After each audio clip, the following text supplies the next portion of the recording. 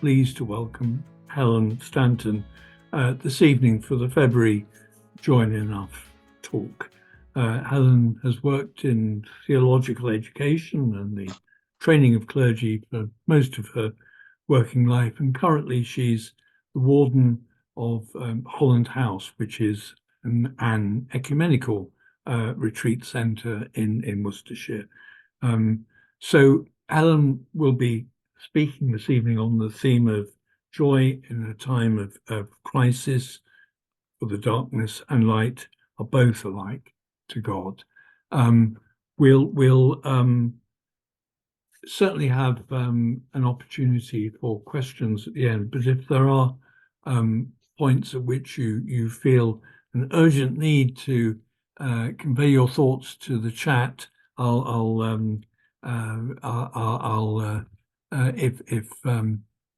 if it makes sense, I'll ask Helen to pause and just help a conversation along with some of your questions. So please feel free to add to the chat as and when. So thank you, Helen, for coming, and over to you now. It's a great honour to be here. Thank you for inviting me.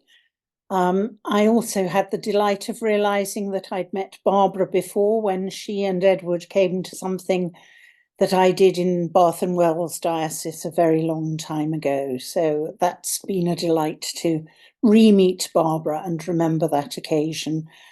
I'm going to talk. I don't have any slides because I feel very nervous about technology. But please, as John said, if there are any questions you want to ask as we go along, please ask them and I will do my best. I will pause about halfway through, actually probably nearer 2/3 of the way through, just for some questions at that point, and then I'll go and do the shorter second half, if I can call it that. It is, as I say, a delight to be with you this evening.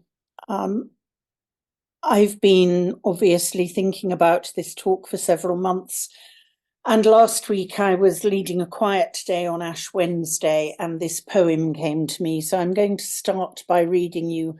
I shall read you a couple of poems and I can tell you where to find them later, but this is a poem by the lovely, lovely poet Malcolm Guite, whom many of you will know, and it's his poem called Ash Wednesday. Receive this cross of ash upon your brow, brought from the burning of Palm Sunday's cross. The forests of the world are burning now, and you make late repentance for the loss. But all the trees of God would clap their hands, the very stones themselves would shout and sing, if you could covenant to love these lands and recognize in Christ their Lord and King. He sees the slow destruction of those trees. He weeps to see the ancient places burn, and still you make what purchases you please, and still to dust and ashes you return. But hope could rise from ashes even now, beginning with this sign upon your brow. There's something slightly strange about talking of joy in the first week of Lent, except, as I hope to make clear, joy is a discipline, I believe, to be practiced, not something to be felt, or not just something to be felt. Dust and ashes have been on my mind this week and these past weeks, and not just the liturgical use of ashes of penitence or ashes to remind us of our mortality. I'm sure for all of us there have been a sight of or a knowledge of the dust and ashes of destroyed cities, of destroyed lives and livelihoods, of all that gives life. And that dust and ashes destroys not only people and places, but our planet itself. And it has been so forever. I think we are facing a particular crisis at the moment.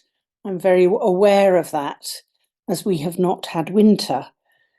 But I'm also aware that The land and all its creatures have always been the collateral damage of the will to power, to conquer and to destroy human beings. I think I've gathered from your chat that some of you live in the north of England, and so you'll be familiar not only with William the Conqueror and the Battle of Hastings, but the harrying of the north, the battles to subdue the people, but also the poisoning of the land, which was part of that attempt to subdue the people. What destroys human beings often also destroys the rest of creation. And from a very brief glimpse around, I think most of you will remember the effects of napalm in the Vietnam War, destroying not only people, but also the land around. To enhance our own lives, or at least we think we have been enhancing our own lives, human beings have often destroyed and disrespected the lives of other people and other species and the earth itself. And I don't need to say any more about that to you.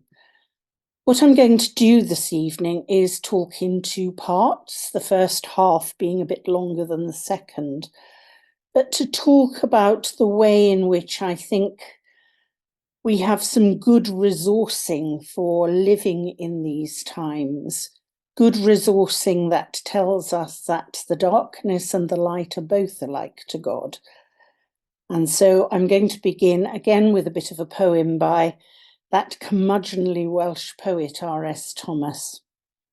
In his poem, The Absence, he writes, "My equations fail as my words do. What resources have I, other than the emptiness without him of my whole being, a vacuum he may not abhor?" It's a very resonant poem, and one that I find very helpful. For what resources do we have in the face of our right sense of the wrongness of the world and the wrongness done to the world? In Thomas, none of this is simple, none of it is clear, some of it isn't even comprehensible. But I think there is a resonance here with the idea of the self-emptying of Christ that Paul, or at least probably Paul, speaks about in Philippians 2. I would suggest it is when God, the second person of the Trinity, empties God's self and takes on human flesh, the materiality of all creation, that the possibility of recognizing the holiness of the material comes to light. I was talking last month with a Buddhist woman with whom I often meditate, and she said, "When I get out of the way, presence becomes possible." And I don't think she was speaking of the annihilation of the self, which we often in a caricature attribute to medieval Christian thinking, but about the self-emptying of God in the incarnation, which may give us a clue as to how we might help God save the planet, which is to get ourselves, we human beings, out of the way in some sense. And for the whole of the Christian tradition and before it, I think we can hear, if we are listening properly, a kind of minority report that sings the praise of creation, that says in nature, however obliquely and however improbably, we can see God and know about the nature of God. I don't know which parts of the church you come from, but in a lot of the church, there are people, particularly Thomas Aquinas, who talks of natural theology, that through our observation of the world, through our observation of nature, we can begin to see what God is about. And what God is about is not all about us human beings. And though, as Aquinas says, grace had to complete nature, nature, the natural world, was always there telling us about the nature of God. Aquinas said that nature was completed by grace, and I think I want to say that nature itself is grace. that somehow and in the grace of our Lord Jesus Christ, we're given a lens to perceive God's grace more fully. So what resources have we in the face of human suffering, in the face of the suffering of all creation? One resource is the practice of the virtues, and I'll return to that in the shorter second half. But just as your strapline for these talks, joy is enough, and I'm sure that's misunderstood by many people, I think so can be the practice of virtue. Sometimes being hopeful, being joyous, can be seen as too flowery for Lent, as too flowery for tough times. But nonetheless, I think with the Sikh scriptures that humility is the beginning of virtue. But let me turn to another tradition initially. Throughout its history, as I've already said, the Christian tradition has insisted it's not all about us. And eco-theology, as part of the wider liberationist theology, has told us that we need to view ourselves not as the apotheosis of creation, but as part of it. The Sabbath is the apotheosis of creation, and the Sabbath speaks not only of rest, but also, as Walter Brueggemann says, of resistance. It is here that I find one of the resources of this tradition, to which I shall now give more attention. When I was Norbert a lass, which is a long time ago now, we were taught that a great gulf existed in the task of theology and the life of prayer.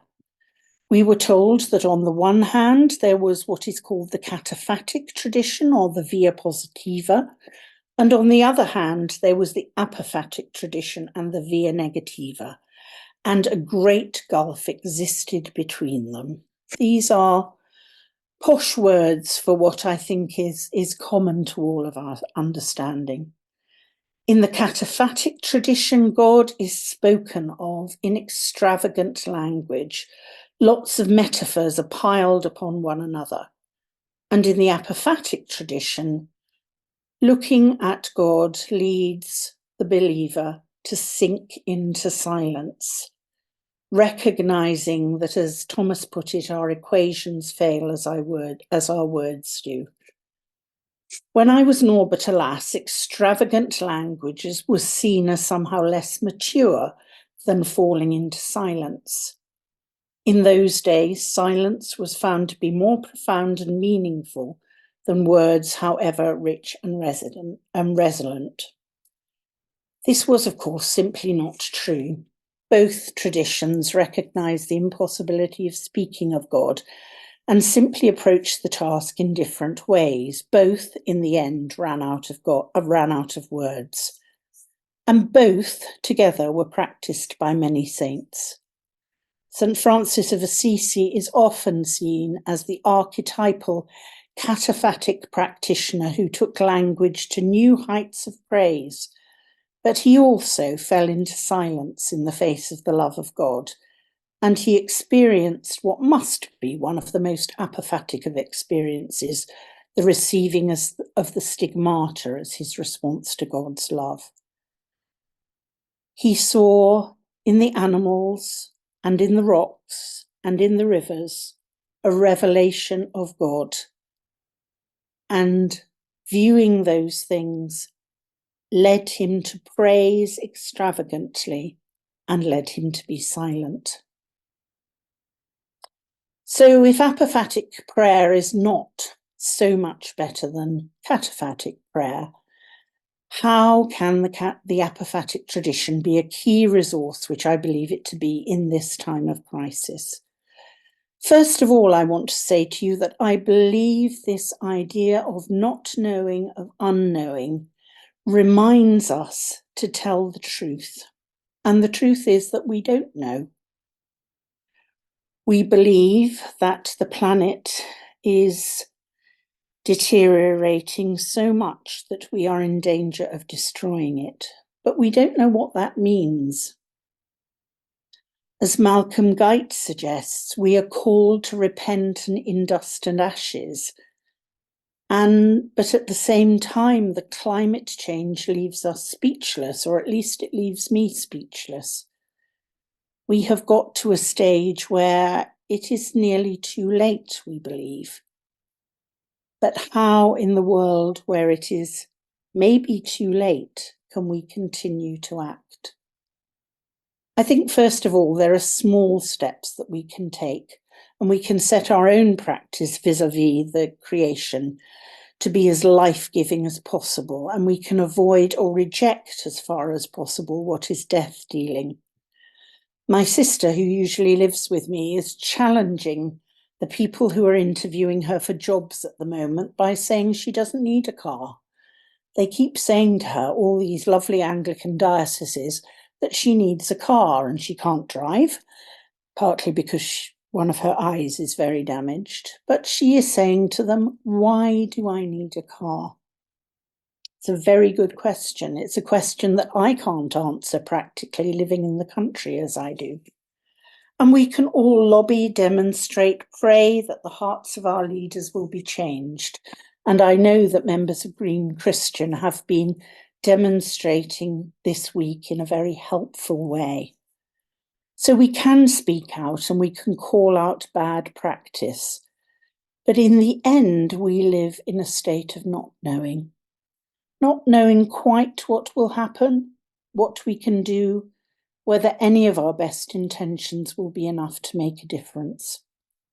And I want to suggest to you that being honest about this is something prophetic. It's a resistance to the lies that are told, and it's a resistance to the glib responses that are sometimes given.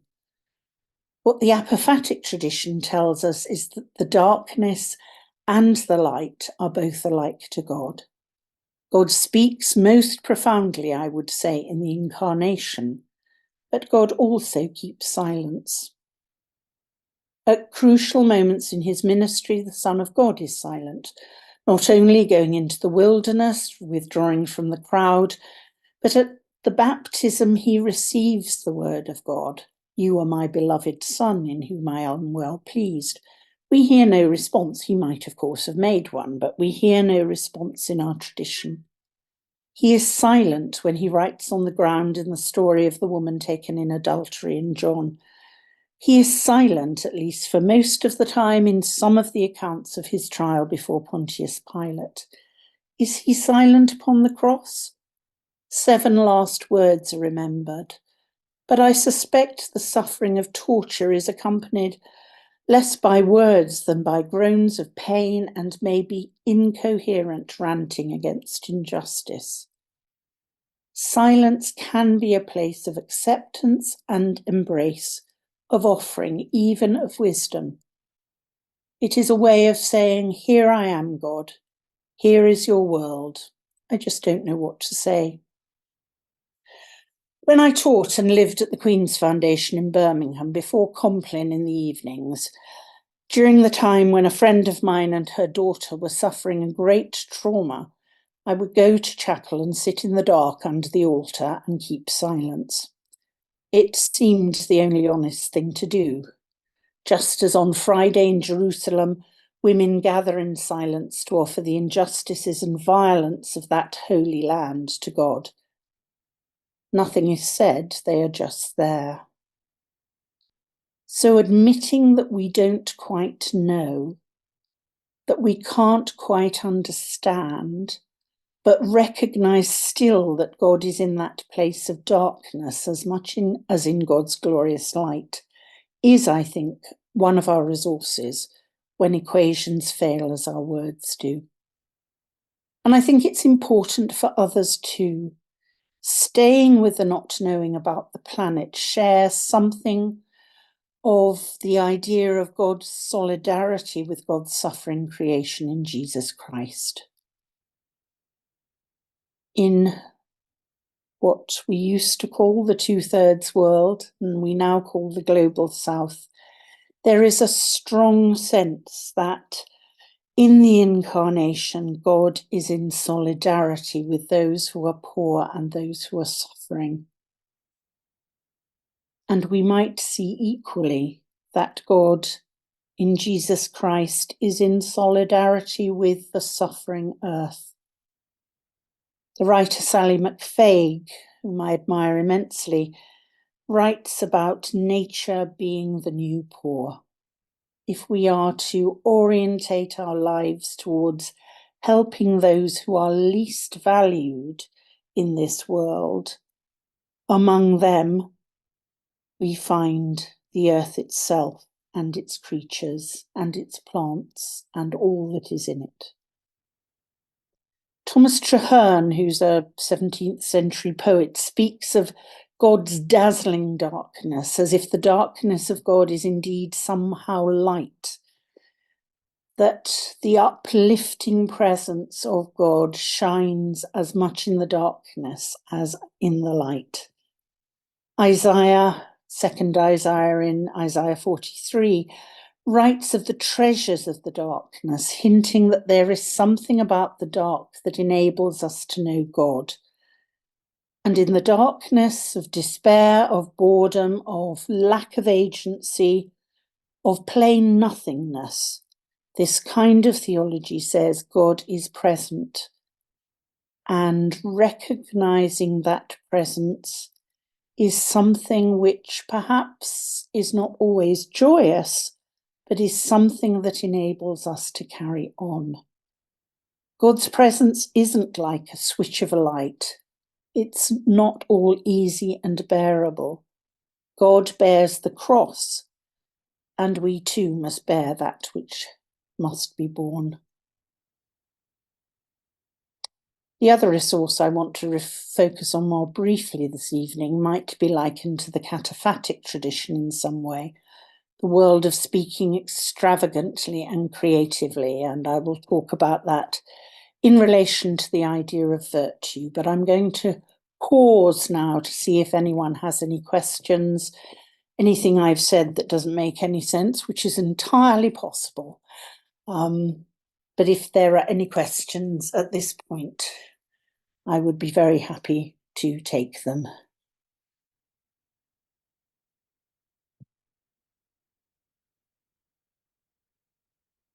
I'm aware that I've been speaking quite densely.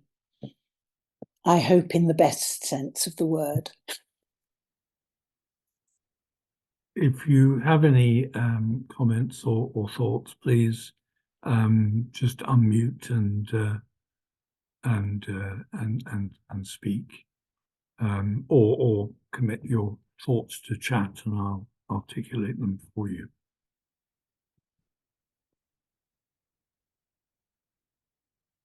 I'm very happy to carry on, but if you have any questions, I'd like to hear them. Sorry, I think someone was speaking. Can I just ask you to say a bit more about Sabbath as not only rest but also resistance? Those are the words I jotted down. Could you just unpack that a bit? Yes, of course, of course. It's the idea that to observe the Sabbath is to resist a world of getting and spending, to resist a world that is focused on consumerism, that is focused on getting more and getting what is called better.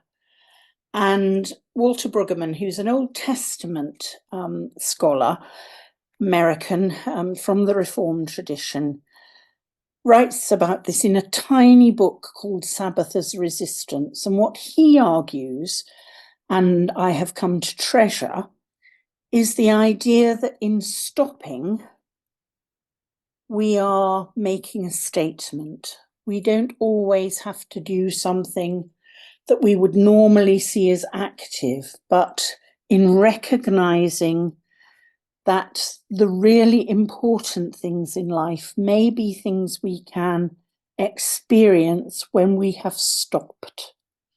And Brueggemann's argument is that God creates, well, he doesn't believe this literally, God creates in 7 days, and what is the apotheosis? What's the really high point of the creation? It's not the creation of us.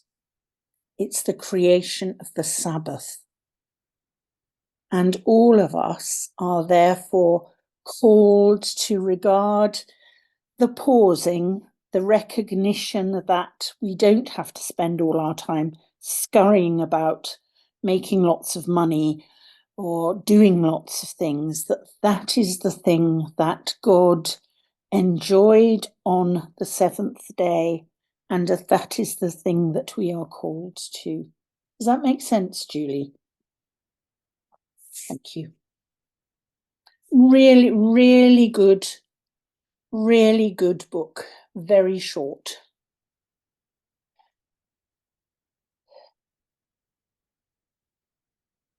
I'd like to ask you to just say a bit more about us living in a state of not knowing and this being prophetic.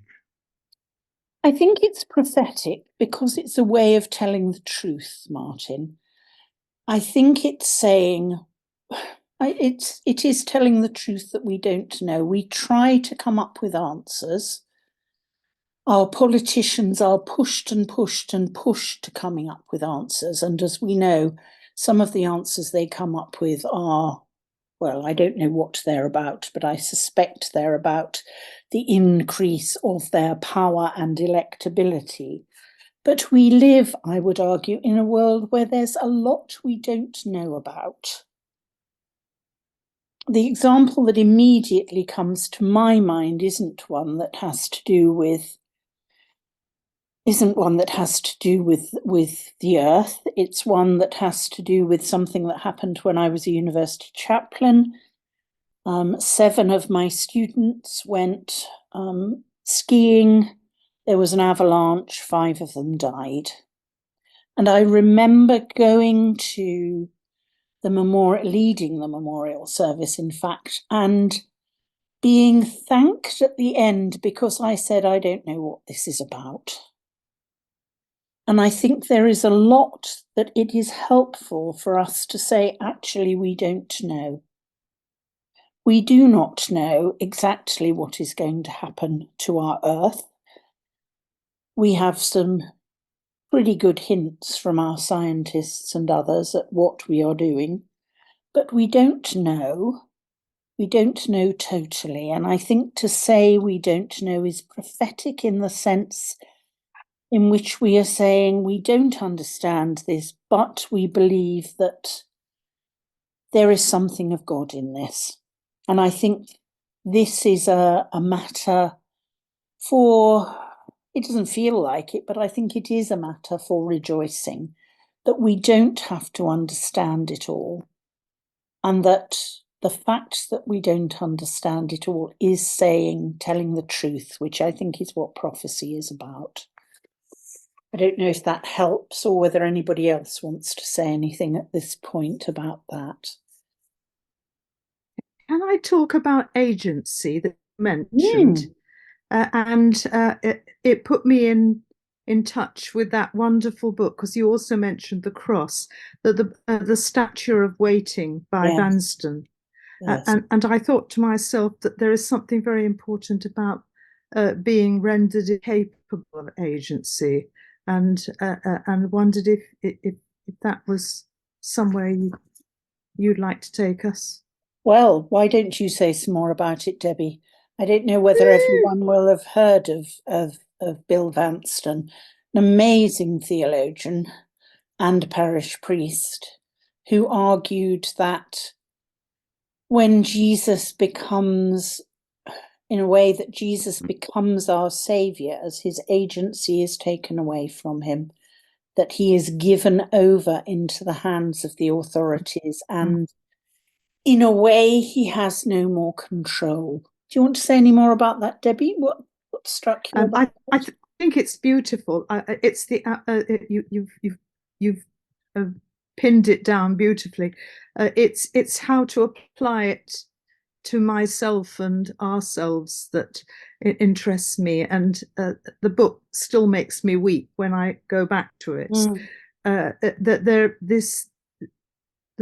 the thing that in some way there is more glory in being rendered incapable, and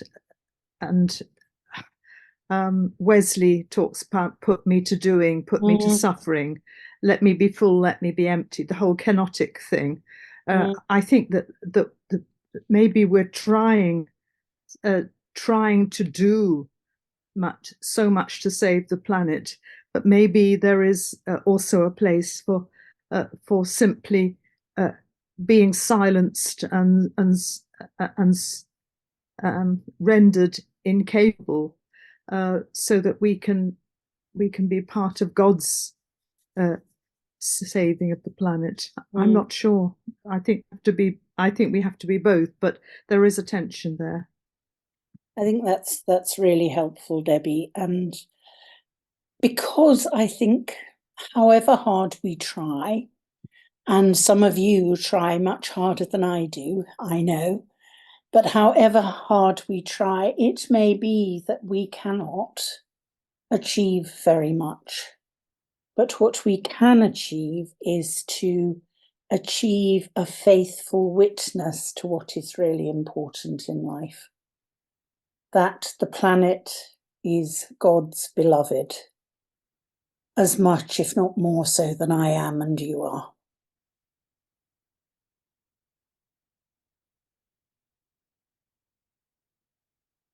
Anyone else want to either make a comment, I think, on the book that Debbie was referring to is not in print at the moment.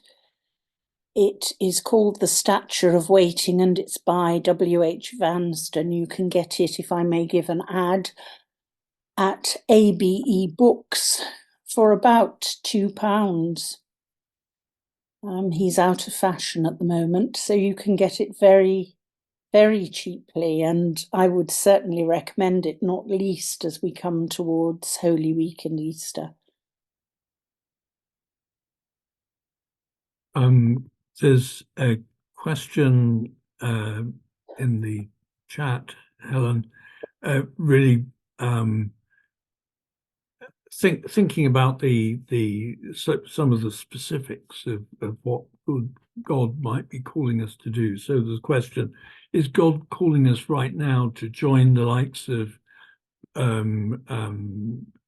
Bernie Sanders in the US in calling for the outlawing of billionaires as a piece of the jigsaw, trying to kind of take the pressure off creation and nature? I don't know if you have any comments on that. Well, let me just tell you that although I did not experience conversion as a Christian, because I always was, I did become converted to socialism in my early 20s. And so I'm a huge fan of Bernie Sanders. Others of you may want to make other comments, but I'm a huge fan of his. And I think our reconfiguring the whole way in which we run our world would be immensely valuable for all those who are vulnerable, those people who are vulnerable and economically poor and in other ways vulnerable, but also for our planet. But that's a piece of good socialist teaching. I have to say I was converted to socialism in my early 20s through the people I was studying theology with, who said this really will not do to have other views. But I know that's very contentious.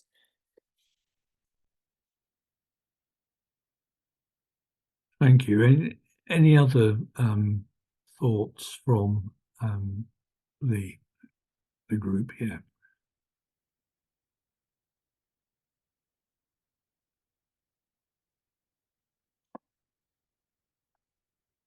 Okay, I'll move on to the second half, which perhaps is a little more joyous and is to do with the idea of virtue.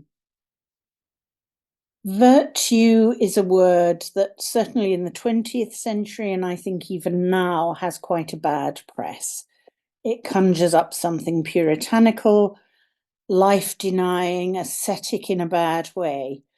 But the virtue tradition, I think, has something really important to teach us, and it is becoming more important in Christian thinking, particularly Christian ethics at the moment.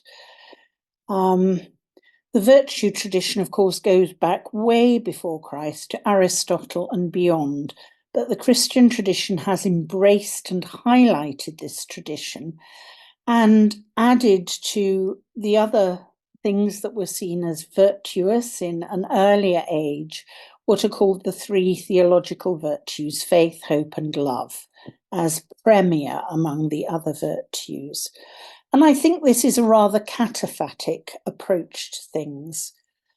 But what is important about this is that in order to grasp them, in order to inhabit them, we have to practice them. I believe that virtue, like prayer, is a gift of God, but just as we have to show up to pray, virtues develop more and more as they are practiced. They become written on our hearts and in who we are and we are becoming, and sometimes in some miraculous way they become second nature to us. So one of the things that virtue ethics would say is that as we become more and more attuned to God, so instead of seeing life in terms of what's right and what's wrong, we see things in terms of the kinds of people we ought to be, the kinds of communities that we ought to be. And I think in the face of crises throughout the world and the crisis of the planet, continuing to practice what is hopeful and what is joyous when all feels dark and cold and drear is also a prophetic act. I've put here is also an act of resistance, a hope in the face of what is challenging. I'm reminded, if you think back towards the 1970s and 1980s in South Africa, where many of us sang South African freedom songs, and the freedom that the churches in South Africa were speaking of was not a freedom that was immediately available to them, but it was a gift of God that they were somehow grasping and saying, this is who we were made to be. And it was a prophetic act in saying, this is what God wants. I'm also reminded of a woman called Joan Chittister, who's a Benedictine nun from the United States. And she wrote a really helpful book called Fire in These Ashes. She's reflecting on the fact that religious life, monks and nuns, friars and sisters, are not having a great time in the north and in the west. Communities are very often declining quite significantly. And what she says is that even despite the decline of religious life, God's life is to be found in the faithful practice of a calling. I'm reminded of the Taizé chant, within our darkest night, you kindle a flame that never dies away. And I think one of the things we are called to do in relation to justice generally, but justice for our planet, is our refusal to allow that flame to die, even when it's scarcely a flame. That we may be among a minority of people who want to say, this is God's world. This is a world in which the whole of nature and the planets are our brothers and sisters, to use Franciscan language, even if we are in a very small minority, and I don't think we're in that small a minority who say that, we will be faithful and we will continue to fan what little flame there may be. It may not change the world, but there is something really valuable about carrying on doing that, whatever happens. The Franciscans speak of practicing joy in this kind of way. It's one of the things, some of you may be members of the Third Order, and one of the things that you are required to do as a member of the Third Order is to practice joy. When I first read that, I thought, for goodness sake, how do you practice joy in the world in which we live? But I think it is something that we can keep practicing, that we can keep seeing and celebrating what is positive. And even in the midst of the world as it is at the moment, I think we do see acts of compassion and bravery, even in the midst of destruction and violence.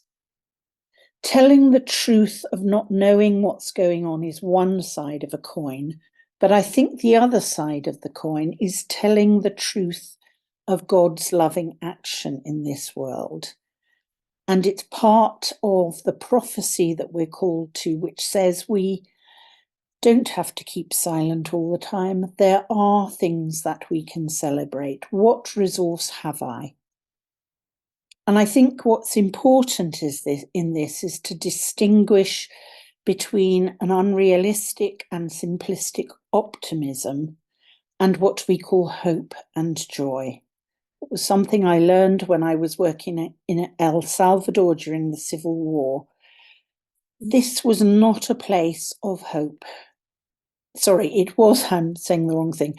This was a place of hope. It was not a place of optimism. And ironically, I think that as we look at the life of the planet, we also at times cannot be optimistic. In fact, very seldom can be optimistic, but we can have hope. And I think one of the things that gives us hope is the planet itself. So we might derive hope and the delight and joy in the world that comes from looking at some of the actions that are revealed. So some of the ways in which Indigenous peoples relate to the natural world, their knowledge of the sacredness of trees and animals, that it has taken those of us who are the heirs of the Enlightenment centuries to understand. One of our practices might be an intentional focus upon what is beautiful. When I first learned about liberation theology, I thought beauty was really something we couldn't afford to focus on. We had to work for justice, however unbeautiful that was. But more and more, the old doctrine of our calling as human beings to see the beauty of God, it used to be called the beatific vision, I think is really important. Our forebears in the faith saw this vision as the presence of God. And I think we need to learn to notice and to celebrate the beauty of the earth. And I want to include here the arts, painting, sculptures, music and dance, but we are also resourced in seeing the beauty that we are called to as we look at the earth itself. And I have some very, very simple examples here. One of the things that happens in my household is that I have an ongoing battle with the squirrels. Somehow or another, they always get into my bird feeders. I don't know. Well, I do know how they do it because I see them. And I have tried really hard to stop it. My sister thinks this is hilarious, knowing that I will never win, but that I carry on doing it. And I think it's important to see those moments of humour, which reminds me I'm not infallible, but also to rejoice in them. I must learn to practice to see and not let pass by what is beautiful in our world, what is delightful in our world. If we practice the beginning of joy, I think we will find resources. We will find ourselves resourced by a multitude of things. Our companion animals, whom we relate to on their terms and not ours. My beloved cat died last week, and I am very sad, but his life with me and my sister has been enormously enriching and enjoyable, and at times, being a cat, downright annoying. But nonetheless, in our experience of companion animals, we learn to respect and love those who are not relating in a human way to us. I think that's terrifically important for us. We also see the extraordinary kindness of the ordinary people we meet, the wisdom of a juggler in Penniless Porch in Wells who spoke of leading with the non-dominant hand. What a vision that is for being a human being. The disabled woman who so enjoyed helping me, who is rather clumsy, in trying to do yoga. It's the way of the virtue tradition that these things are to be celebrated, enjoyed, remembered, and kept close to us when everything seems bleak. It is hard to see the kingdom of this world becoming the kingdom of God, but that is God's promise, and we are, I believe, called to practice our belief in that. Two of my friends and colleagues used to count their blessings every evening. It's a very old tradition, and there used to be, I can't remember who wrote it, was it a Sankey and Moody hymn, count your blessings, name them one by one. But every evening, while smoking their last cigar of the day, yes, not a very healthy thing to do, but nonetheless, they would say 3 things that had been a blessing to them. Hearing a fine sermon, the outrageous extravagance of the wisteria on the walls, something about good food and drink and company. That's something that we can do to practice joy and delight. God offers us in Jesus Christ good news, and I think sometimes we forget that. And so I think the Franciscan command to practice joy helps us to recognize good news when it's been about. There's a much misattributed saying that I'm most recently told is by a rabbi that goes that after death, God will ask us one question: have you enjoyed my creation? And perhaps what sustains us, what resources us, is pausing to enjoy and celebrate the creation which we work for and fight for, and for which we sometimes exhaust ourselves. Sabbath's important here. We don't know what will happen, but I believe we're called to enjoy and receive joy in the creation from the God who loves us all more than we can possibly imagine. So I want to end with another poem by R.S. Thomas. Many of you will know it. It's called The Bright Field. And it goes like this. I have seen the sun break through to illuminate a small field for a while, and gone my way and forgotten it. But that was the pearl of great price, the one field that had treasure in it. I realize now that I must give all that I have to possess it. Life is not hurrying on to a receding future, nor hankering after an imagined past. It is the turning aside, like Moses, to the miracle of the lit bush, to a brightness that seemed as transitory as your youth once, but is the eternity that awaits you. Thank you.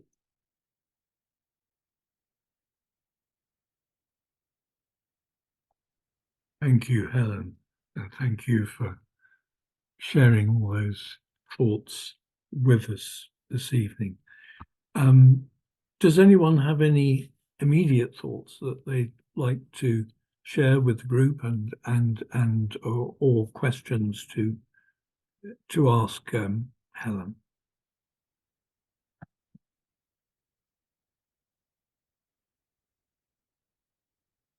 There's been a request to put the poem in the chat, and I will do that. Well, what actually, are you able? Am I able to do that? Yes, I should be able to do that, shouldn't I? Very beautiful poem by R.S. Thomas. Helen, could I just say thanks ever so much to you, and certainly for that concluding part. I have found the last, perhaps the beginning of this year, walking in the woods, seeing snowdrops, crocuses, trees full of potential, and it really enhanced my thankfulness and joy. Thank you, Terry, for that. I do think it's one of the kind of ironies, but inevitabilities, that it is the earth that we are trying to protect that also enables us to keep going. And I think that's so true. So thank you for that. I just Barbara. want to share we have a wonderful granddaughter for whom we do a lot of care for, and going to church with her on Sunday, we pass lots of lovely gardens, and she's always loved nature. And she said, I just want to share this with you. I love the beauty of the year. And then she went on to describe each season. How beautiful. She's only just 5. Yes, yes. That's really lovely and important. Barbara. Helen, I just want to say also what a beautiful talk, deep and thoughtful and really helpful. And you referred to that Chatesia chant, in our darkest night, we kindle the light. And we sang that at the Ash Wednesday service in St. John's, Waterloo at the end, and we sang it again when we got to Parliament. And I think doing things together, working together for a common cause, for God's earth that we all care for so much, with the large now and growing coalition of Christian environmental and development organisations, is really kindling a little spark of light. We're not doing this separately. We are working separately, but we're working also together, and we intend to carry on working together to keep kindling that light and get more people realising what we need to do. So I think that's another place of hope. It is cooperating with other people of goodwill, of all faiths. We had an interfaith ceremony on Sunday with the most beautiful reflections from the other major faiths with whom we were there together at St. John's. And then we walked then and stopped at Gandhi's statue, that great peacemaker. Yes. So I think therein lies some of our hope, and a light that we can kindle and keep shining. Absolutely. Thank you, Barbara.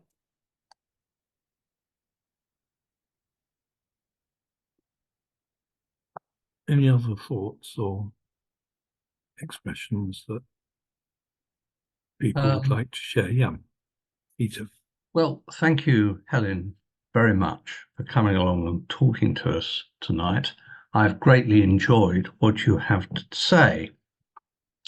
Can I just ask, though, if you'd like to say something specific about the feminist contribution to eco-theology? Do you think feminist insights into our ecological crisis are of particular value? I appreciate only a man can ask this question. I just wonder how you feel about that. I think there is something very important about feminist contributions to the ecological world. And I think that is partly because in some of our tradition, and I don't want to caricature this. I don't think the great binary was always quite as big as we sometimes say it is. But because women have so often been regarded as identified with that which is material, that is bodily, and so is the earth, that sometimes theologies have rather rejected women and the earth in the same breath. There is something about the way in which the earth has been treated with disregard and women have been treated with disregard. And I think one of the most important things that our faith can offer to this debate is the incarnation, of course. But in the incarnation, God becomes human, takes upon God's self flesh, but also materiality. And in doing so, if we didn't realize that all that was material is holy because God made it, but all is also recognized as holy because God did not eschew it, God did not avoid it in our salvation. And I think there's something very important there. And if you look at some feminist writers, they very much pick up this idea that, like the earth, women are regarded as not very holy, not very insightful. The whole earth-heaven binary, the whole male-female binary, which, as I say, can be exaggerated, but nonetheless, I think that is what has given some women particular insights in working in this area. Thank Do you you. want to say any more about that? Because you've read a lot of it as well, Well, Peter. I was going to ask whether you feel that we should understand the Virgin Mary as an ecological prophet. I think that's very nice. There is a school of thought associated with Sarah Boss, who you may know, Yes. who tend to preach in this manner. Well, Yes. I find this refreshing and inspiring.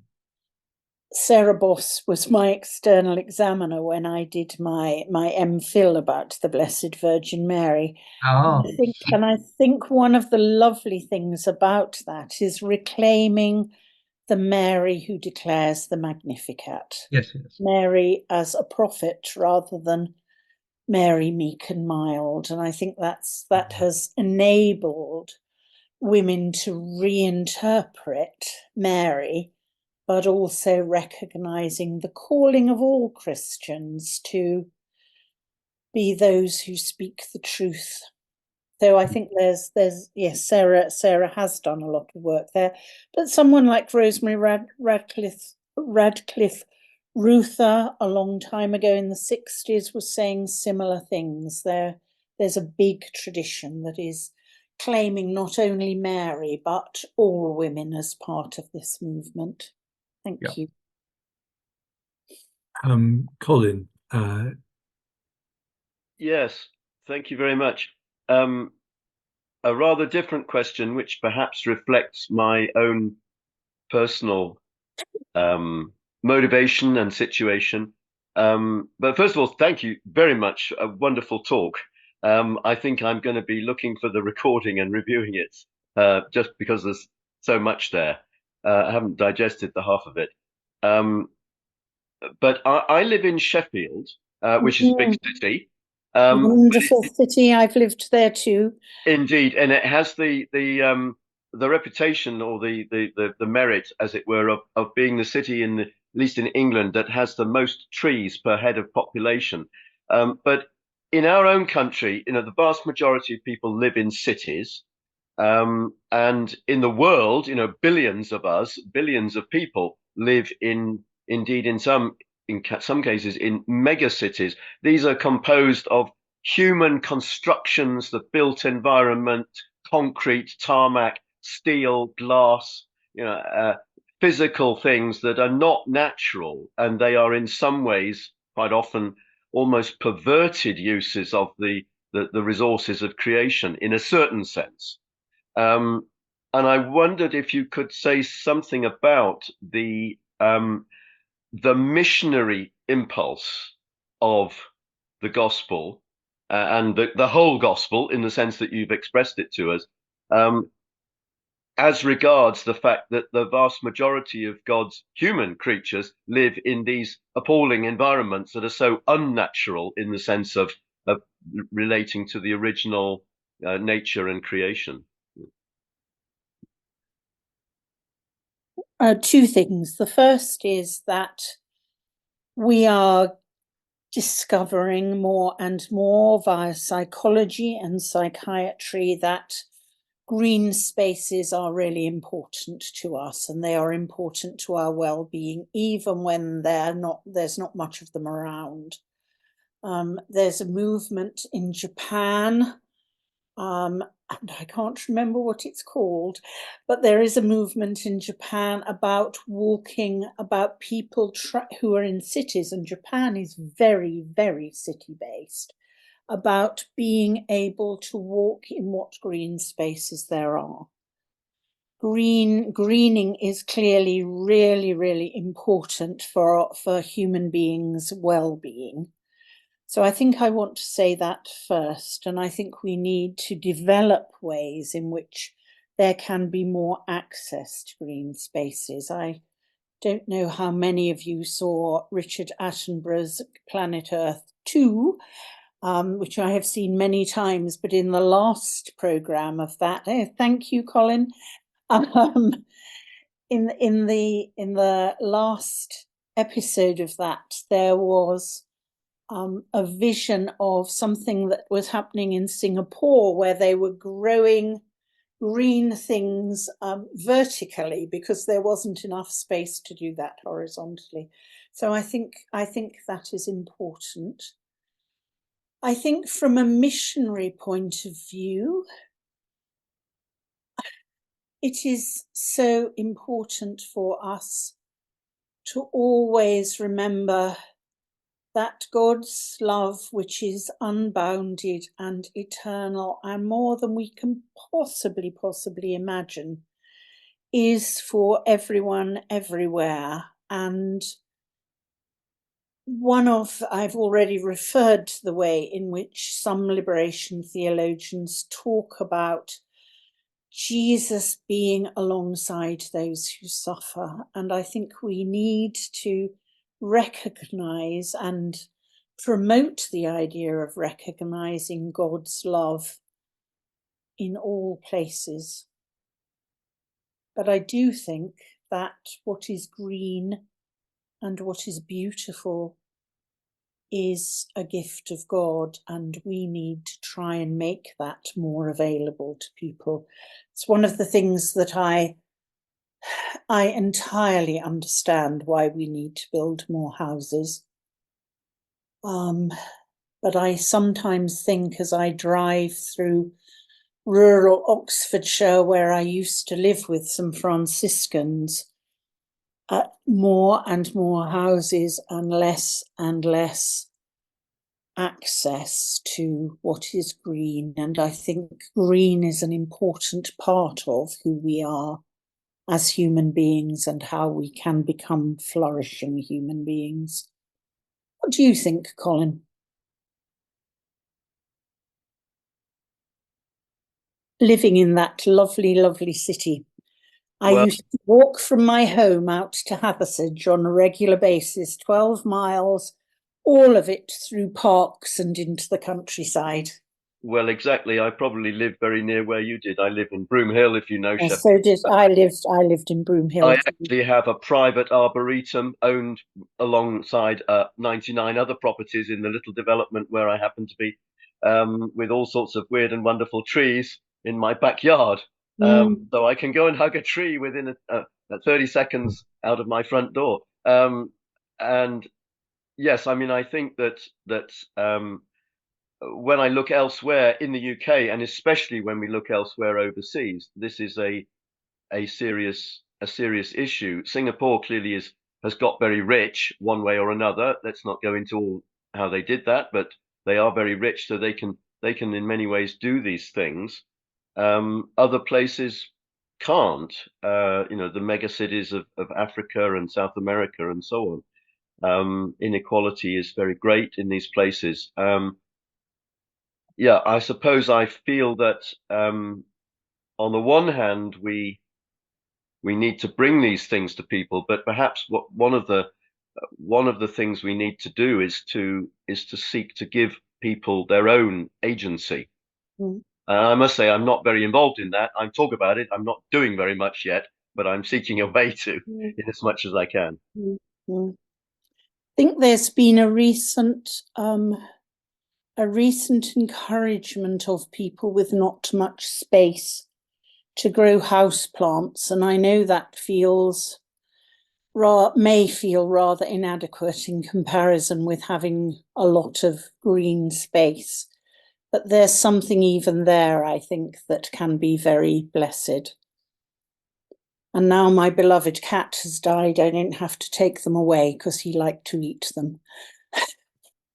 Well, Helen, thank you very, very much for your time with us. And you may be able to see on the chat how many very positive and warm comments there are about your talk. And I'm sure all of us will be wanting to go to that recording and listen again and ponder on all that you've said.